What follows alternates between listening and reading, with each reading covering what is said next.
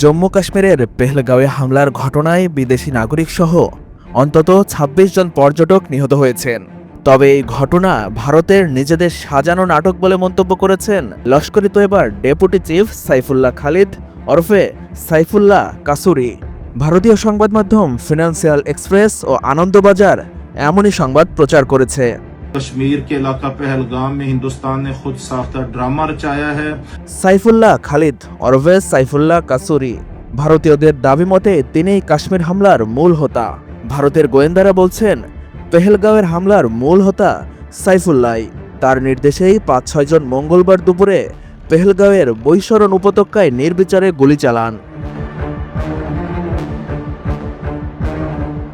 তবে সব জল্পনা উড়িয়ে দিয়ে এবার হামলার দায় এড়ালেন খোদ সাইফুল্লাহ। তিনি বলেছেন সব ভারতের সাজানো নাটক।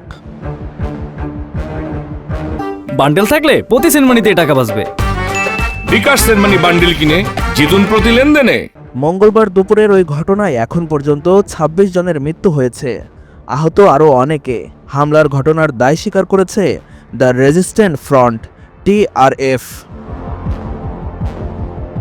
২০১৯ সালে জম্মু ও কাশ্মীরের রাজনৈতিক অস্থির পরিস্থিতির আবহে জন্ম হয়েছিল এই সন্ত্রাসী গোষ্ঠীর।